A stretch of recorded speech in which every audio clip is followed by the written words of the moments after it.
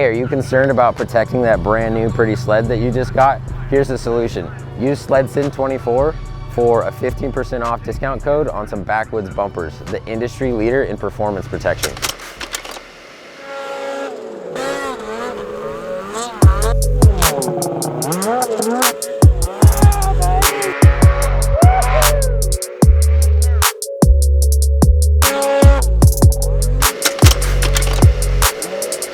SledSend listeners, welcome back to the next episode. Appreciate you guys tuning in. If you are on Apple Podcasts or Spotify, or if you're watching us on YouTube, appreciate you guys being here. And as always, be sure to check out some of the links in the descriptions. We've got a ton of sponsors this year that are helping support us and providing a ton of discounts. So be sure to check that out in the links in the description. In the description. So, yeah, we're still at HayDays, so don't mind some of the background noise.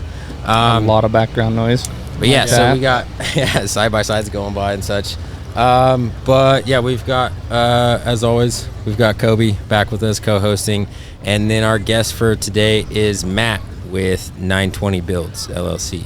Right? What's up? Yeah. Matt, appreciate you being here. First podcast ever. Yeah, thanks for having me. Pleasure to meet you. Heck yeah.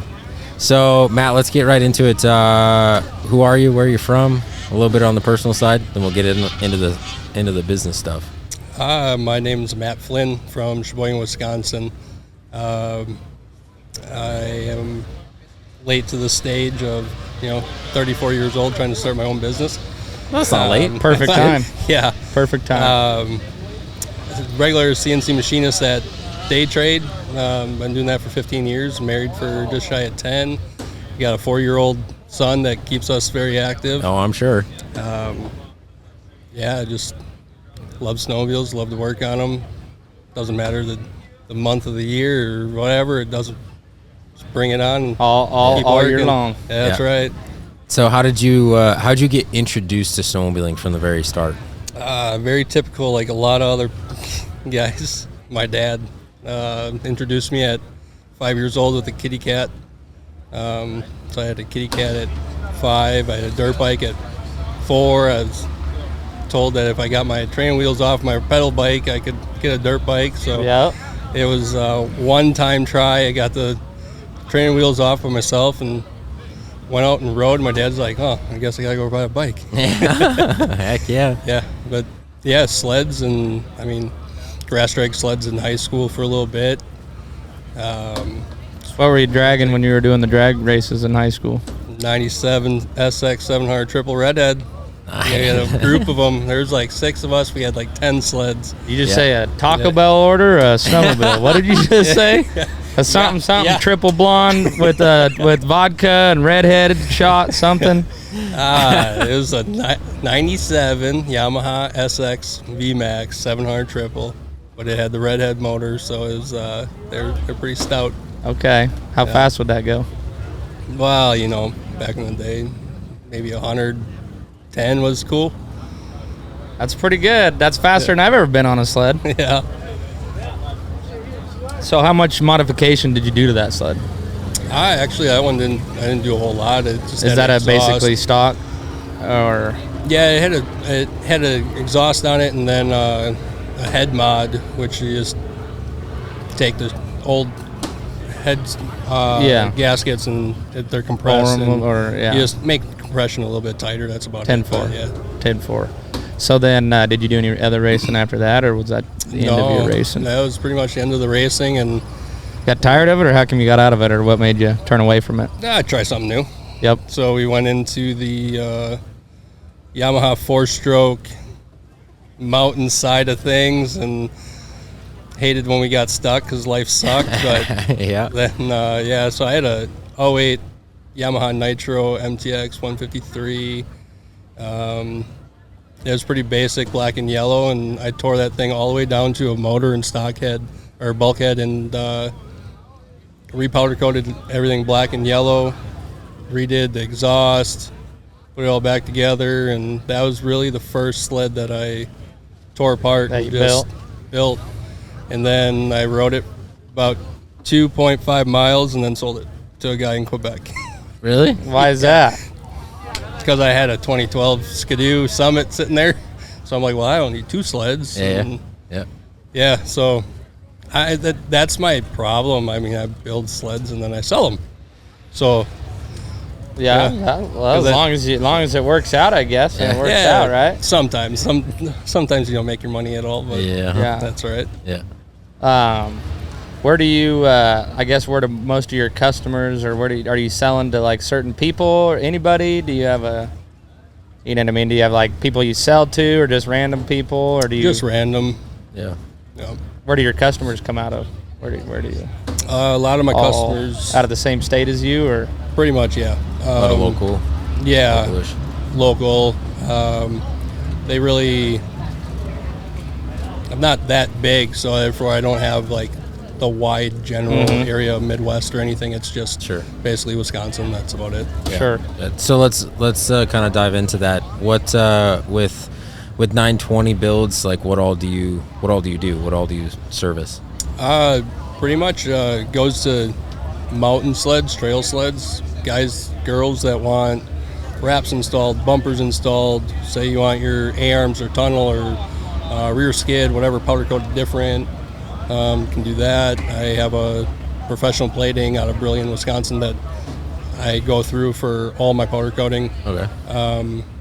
Do that, and then you're just bolt on miscellaneous stuff as far as parts and whatnot. Basically, if a guy or girl wants whatever done to their sled, but they don't know how to do it or don't want to do it, don't have time, that's what I'm here for. Is I'll do it. It doesn't matter when it is. I love it. Gotcha. So did you come up with the business idea just out of the fact that you already were kind of doing that stuff for yourself, and then you were just like, oh, maybe I should try to make some money out of this, or what like spawned the idea of like, all right, I want to start my own business doing this? Actually, it's my wife's credit. Okay. She's like, you always do it. You always love working on sleds. Why don't you start a business? I'm like, all right. Man, getting choked up over it. It's really emotional. Look at this. This is going to give you some brownie points. Hopefully that she sees this. Yeah. But yeah, I'm like, oh, I mean, it's a lot of work. It's a lot of me doing a lot of stuff, and she's okay with it. It's awesome because that way my 4-year-old son, he can come in and help me and learn to work on sleds. I mean, he's only 4, so he's actually, his birthday's in January, so he turns 5. But before he turned 4, he had a 50cc 4-wheeler he ripped around the yard, and he also had a 120 sled that he rode. So he started before me. That's awesome. All about it. Yep. Nice. Passing it down to the next generation. Good for him. Yep. So, okay. So when did you start the company? I started. You said you were pretty new. Back in April of 22. So just over a year ago. Okay. Nice. Yep. And how has the last year been so far since you started? Up and down. I mean, I've had just shy of a dozen jobs. Some are just wraps. Some are complete full builds. My riding partner Nick's Chaos that we did, that was really the first one that we did, and that was we did powder coating, wrap, bumpers. It's got a SSI 909 big bore in it. That's my pride and joy. It sits at my house a lot. It's a staple. Yeah. But that, and then my Skidoo 850 force turbo, that's my sled, and there's really nothing stock on it. Sure. Actually, I'm gonna go take that thing hill climb racing this winter. Yeah. Up here in Minnesota. Nice. That'll be cool. Yeah. Something different. Try something. Stealing my words out of my mouth. What? I just copied you exactly. We were like, nice. That'll be cool. So, we'll get into where the guests can find you and stuff, but what's your overall plans or goals or ambitions over the next 2-3 years that you foresee with the company? I would love to really make this my full-time job. If I have it on my socials where I'm open to side-by-sides, wrapping them, not just limited to sleds. Yeah, not just limited to sleds, because you kind of gotta open it definitely up. got to hit up all the markets, and Hey, what's up, guys? I want to take a quick second to introduce another one of this year's sponsors. We have RSI. So the handlebar setup on your sled is arguably probably one of the most important components on your whole setup. So definitely check out their site. They've got a ton of different products, and use SledSend24 at checkout for a discount. Get as much work as you can. Yeah, but not that I really want to be super busy in the winter with side-by-sides because I want to go ride. Yeah. But I mean, work's work. Work's work, money's money. Yeah. If it's coming in, it's coming in. So that's really the... What'd you do before this? Did you quit anything to pursue this? No, you still have a 9 to 5, right? Yeah. Well, 8 to 6:30. I work third shift. So you're doing both of these. Yeah, you're grinding right now. Third shift, CNC machinist. I work 50, 55 hours a week during the week, 5 days, and then do this stuff on the side. Yeah, in the evenings and the evenings weekends. and weekends. Yep. That's what it takes. You got to do that for that's what I did when I started my first business. I had a 9 to 5 for a full year while trying to build a business, and I was able to discontinue after that year commitment I had made to myself, and then run off with business, and haven't looked back since. Yeah. But there's definitely been some ups and downs and some struggles and back and forth and stuff, but it's absolutely worth it. Even on like lower income months or whatever, like my favorite thing is I make my own schedule, so I can do whatever I want every single day, and I don't have to answer to anybody. Yeah, exactly. That's my favorite part about it. So did you have something? Just keep jamming. So where can the listeners find out about you? Do you have a website? What are your social media accounts? Like, where can people go to get in contact with you? I got an Instagram and Facebook page. That's all I got. I don't have a website or anything. Okay. Too fresh. Yeah. But the Instagram's definitely more driven than Facebook. Okay.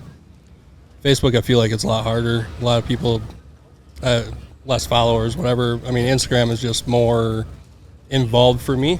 Yeah. Even though I post the same stuff, it seems like Instagram's really the one that's Sure.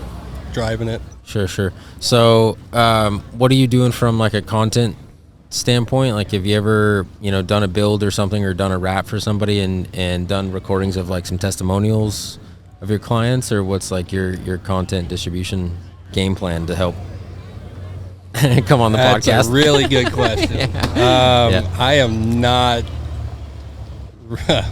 the greatest at your social content. Sure. I mean, it's hard. I hear you. Because of my job. I mean, because of having a full-time job and then doing this on the side, it's just so much harder to try to get everything done. And I mean, I taken pictures and videos and whatnot of stuff I've done, and a before and after always. And I mean, I have one testimonial out there that's on Facebook, I believe, but that's really it. It's just really been word of mouth, or Ken Koozies walking around here at HayDays. It was pretty cool, like, for me to have a feeling of, someone actually does know who I am. Yeah. When I walked over to Freshies Built, and Kyle's like, I know you. Yeah. And I'm like, that's sweet. Yeah. All right. Kyle's a stud. Yeah, and he, like I told him, I mean, I idolize what he does, because that's really what I want in the future, is to have that kind of thing. I was gonna just ask, is that kind of the goal to be? So like right now, if you have somebody that wants something done, are they like purchasing the parts, the wrap, the whatever, and then bringing that to you? Is there any chance in the future that you will kind of transition into being a dealer and offering parts and pieces that people can just pay you and you already have them and you can just install them, or what's like your game plan with that? That's the ideal plan, is to be a dealer for different companies and be able to have that where they come out and pick it off a shelf and here, this is what I want on. And there you go. One-stop shop. Yeah, 90% of the stuff is, right now, everyone buys their stuff, brings it over or whatever. I've done one custom wrap that she wanted me to design it and whatnot. And customers always ask me, what, you design it or do someone else? Or do I do it? And I'm like, I prefer that you do it, just because there's so many color combinations, so many different places looks that they can complain about something. Yeah, and it's just, I don't know your style, so I mean, if you want something totally one-off, then yeah, I'll do it. Yeah. But Sure. yeah. Nice. Yeah, he's he's how long ago did we start with once we got the signature SledSend wrap? That was a month, and you're still working on colors and Yeah, I just arranging everything. like you said, with Still work hasn't and gotten stuff. it I yet. just haven't had that much time. But There's just a lot that goes into, because it's such a showpiece. well, it's just and like, yeah, you don't want who it to you look are like and your trash. personality and Yeah, stuff. You want it to look good. Yeah. I don't want it to be like, I don't want to be sitting in the trailer on my other sled looking at that one while I'm dressing, and I'm going, why did I do that? Or why did I not? Oh, exactly. Why did I put that there? Why? I didn't really like that color. I don't want to do that. I want to look at it and go, man, that thing is sexy. Woo. The wrap I did good on that thing. the wrap I got coming next week, and I have to have the sled rebuilt before our show in 2 weeks. That'll be real fun. But that one, I mean, it took me a long time to figure out what color I wanted, what finish do you want. I mean, these wrap companies now just have so many different It's flakes nuts. and holographic, chrome, nuts. matte, whatever. Yeah. It's like, holy cow, man. But yeah, so we have What show do you got in 2 weeks? Yeah, I was just gonna ask, what's that about? Wide Open, Wisconsin. It's actually pretty much taken over our snowmobile show of the year. Okay. We used to have one in Milwaukee, and that's kind of died off now. So now we have this, and it's the last 3 years. So I have a booth there first year, and then I have one this year, and our powder coater is going to be right next to us. So that'll be cool. I'll have 2 mountain sleds and a trail sled there. A nice little bar that my son and I made for our little table, and Yeah. so that's next weekend, the 22nd through the 24th, Good deal. Nice. or deal. 2 weeks. Yeah. Yep. Nice. Cool. Jeff, what are we at? On time. I want to stay on schedule. Doing okay? 20 minutes. Okay.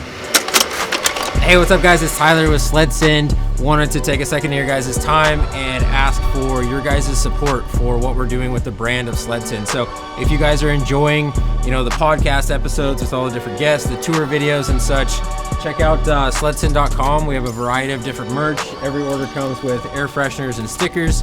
And like I said, we appreciate your guys' support. We need it to continue to do this. And without further ado, let's get into the video. What's your favorite, I guess you'd say, out of all, like when you're building and everything like that, what's one of your favorite things? What's your favorite modifications to build or do? Or do you like working on the engines? Do you Doesn't like matter, all of it, because it's a snowmobile, yeah? Exactly. I like it all. I can see it it on doesn't your matter. face. I'm trying to think of what's one thing. Man, I don't have one thing. It's everything. Yeah. If I had to pick one thing, my own personal sled, when I did the switch from an NA to an aftermarket turbo, and just dealing with Bryce and Joel at Force Turbos and going through all that and tearing down the sled completely and putting it all back together, and that first pull, you're like, man, I hope it starts. Yeah. And I hope it starts. Yeah, I've been there. Yeah, because there's a lot of wiring. There's a lot of intake tubes and Yeah, everything. a lot going on. A lot of areas You're for it pulling- to go wrong. Yeah, you're pulling the whole fuel system apart and everything. So it's definitely, nerve wracking. And Yeah. then when it fires up and you smell that race fuel, you're like, oh yes, this is it. Yeah.